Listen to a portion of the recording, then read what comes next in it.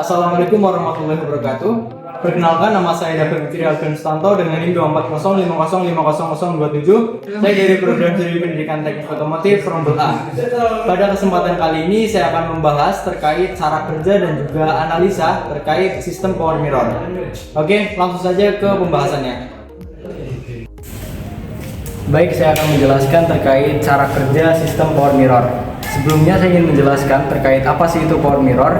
Jadi power mirror atau sistem power mirror itu adalah salah satu sistem yang berfungsi untuk mengatur arah gerak kaca spion dan juga dudukannya. Jadi ketika nanti pengendara menginginkan adanya posisi kaca yang kurang tepat, nanti bisa diatur menggunakan saklar. Oke, kita di sini langsung dengan stand media elektrik power mirror. Jadi di sini terdapat dua spion kanan dan juga kiri, lalu ada saklar dan juga ada berbagai macam rangkaian yang nantinya akan kita jelaskan di bagian PowerPoint. Oke, mungkin di sini saya akan menjelaskan cara kerja itu dimulai dari saklar terlebih dahulu. Bisa dilihat teman-teman semuanya, ini ada saklar L atau left, ada saklar R atau right, dan juga ada saklar arah gerak kaca dan juga untuk saklar lipat.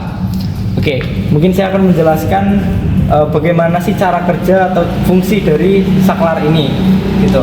Oke, jadi ketika kita pilih atau tekan tombol R, maka kita akan memungsikan spion kiri. Jadi nanti ketika kita pilih saklar R, nanti kaca bagian sini itu bakal bergerak dengan cara kita menggunakan tombol mirror ini. Jadi ada atas, ada bawah, ada kiri, ada kanan. Jadi nanti teman-teman bisa arahkan sesuai dengan kemauan teman-teman sendiri. Oke, buat yang R itu sama, bedanya hanya L itu buat spion kiri dan R itu buat spion kanan.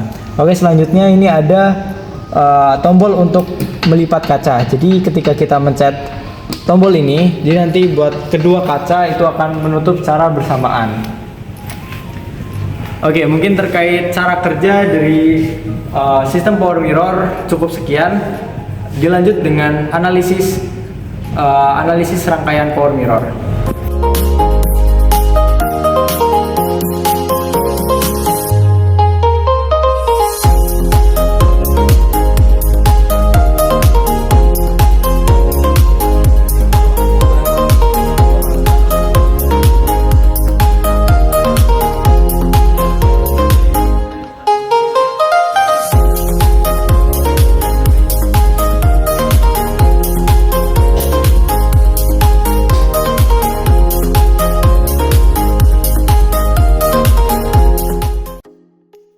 Baik teman-teman semuanya, kembali lagi bersama saya. Tadi kita sudah membahas terkait cara kerja dan juga komponen dari sistem power mirror melalui stand power mirror ya teman-teman. Namun tadi kita belum menjelaskan terkait rangkaian dari sistem power mirror. Oke, mungkin kali ini saya akan membahas terkait rangkaian dari sistem power mirror dan juga dilanjut nanti dengan analisis sistem power mirror. Oke, di sini kita ada gambar yaitu saklar yang ada di mobil ya teman-teman. Tadi kita sudah membahas terkait saklar ini, dan ini terdapat rangkaian dari sistem power mirror. Di sini terdapat dua komponen ya teman-teman.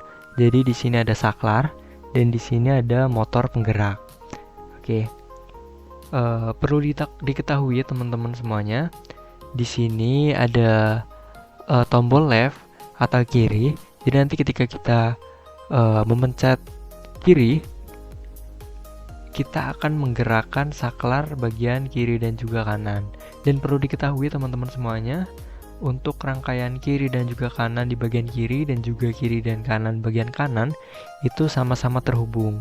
Begitupun dengan saklar naik turun dan juga kiri kanan itu saling terhubung ya teman-teman. Oke.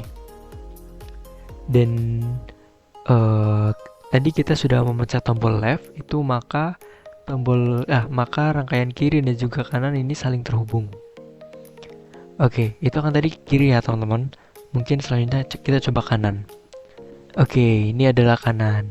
Jadi ketika kita memencet tombol kanan, itu akan menghubungkan kabel kanan ini ya teman-teman, saklar di bagian kanan. Oke, terus gimana sih cara menghubungkan ini? Oke, jadi untuk cara menghubungkan saklar naik turun dan juga kiri kanan itu dengan saklar penggerak ya teman-teman. Oke, mungkin kita langsung coba saja terkait rangkaian atau arus dari sistem power mirror. Oke, kita mungkin langsung coba saja yang bagian left ya teman-teman. Oke, di sini ada kita mencoba bagian left dan juga arah gerak kanan ya teman-teman. Oke, dari baterai, arus dari baterai itu menuju ke kunci kontak, lalu menuju ke saklar naik. Oke, di sini langsung ke saklar naik, maksudnya motor turun dan naik. Nanti langsung nyambung lagi ke saklar kiri, lalu naik, lalu ke massa.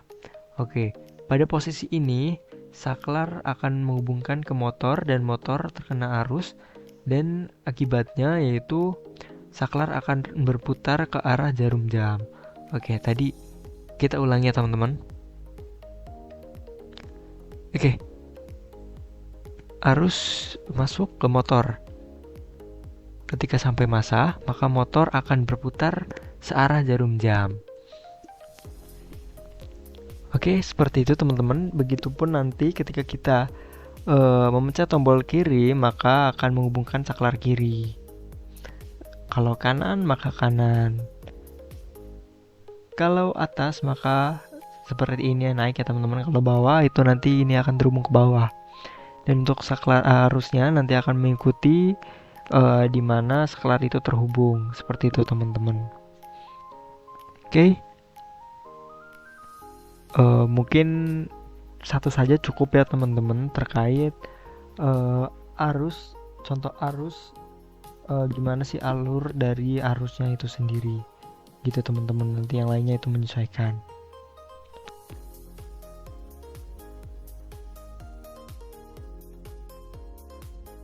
Ya oke teman-teman, tadi kita sudah membahas terkait rangkaian power mirror.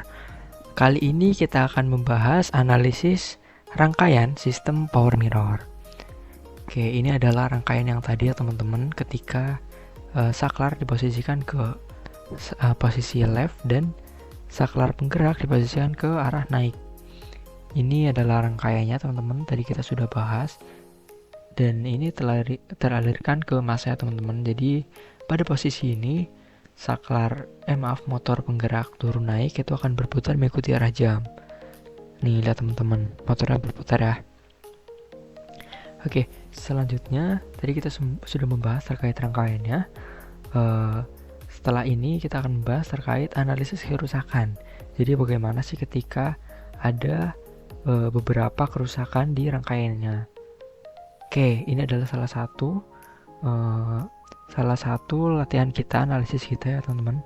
Jadi ketika ada kerusakan di bagian sini, apa sih yang akan terjadi? Apakah spion kiri dan juga spion kanan masih tetap berfungsi atau akan mati keduanya? Oke, jadi ketika ada kerusakan sini, kita langsung saja ke arusnya teman-teman. Ini posisi left dan posisi naik. Jadi dari sini arus dari ACC masuk ke motor turun naik bagian spion kiri. Dan apa yang terjadi? Oh ternyata arusnya tidak sampai ke massa, hanya menetap di bagian kerusakan. Jadi dikarenakan arusnya tidak teralirkan ke massa, maka motor bagian turun naik sebelah spion kiri itu tidak berfungsi. Begitu teman-teman.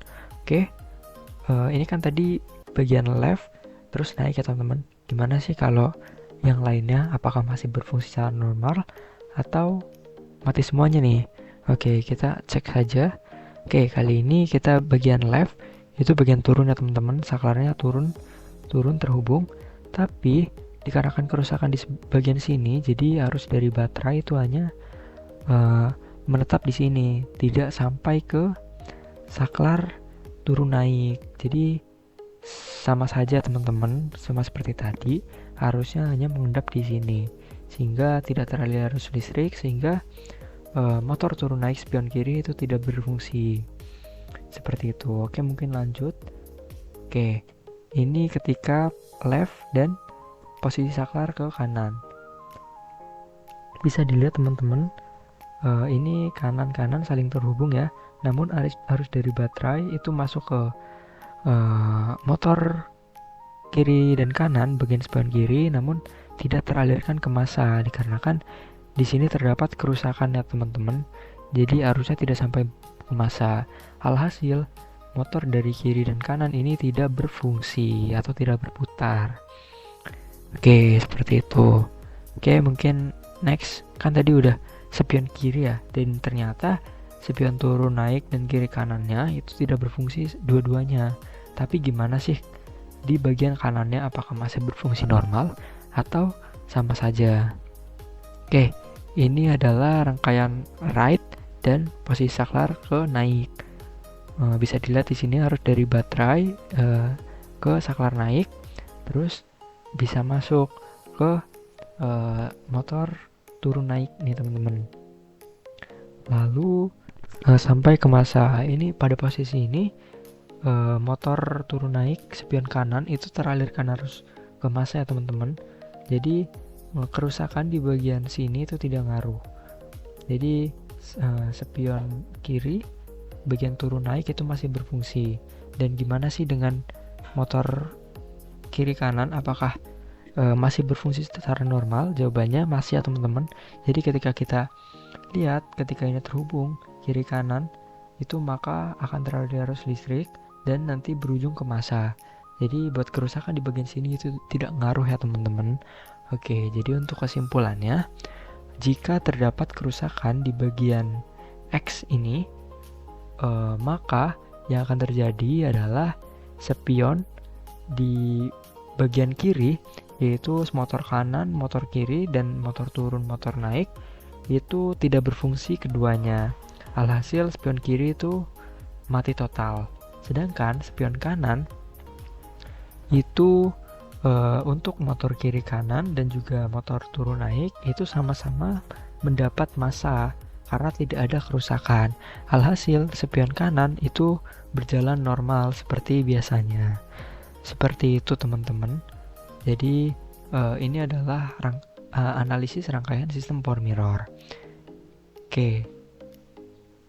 Nah, tadi posisi ini tadi berputar ya teman-teman.